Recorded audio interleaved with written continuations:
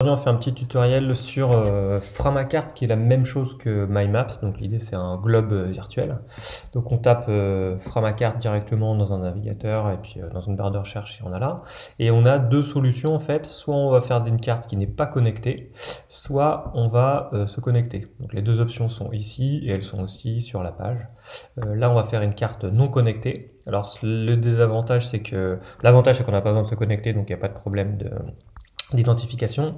Le désavantage, c'est que si on ne garde pas l'URL de la carte, elle va se perdre. Par contre, si on garde l'URL, on pourra toujours la conserver. Donc cette carte, je vais tout de suite la renommer justement pour pouvoir la retrouver. Donc je vais la renommer carte test et j'enregistre.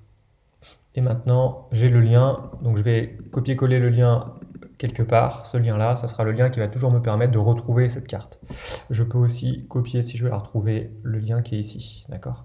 Ce lien qui est en haut ne me permettra pas forcément de la retoucher, alors que ce lien ici, c'est un lien d'édition, c'est celui qui va me permettre de retoucher la carte si je le fais sur un autre ordinateur. Donc le plus simple en fait, c'est d'utiliser ces trois outils-là. Un outil repère pour placer un repère sur la carte. Je vais lui donner un nom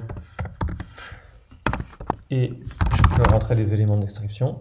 Si j'ai envie, j'ai des petites options avancées, des petites options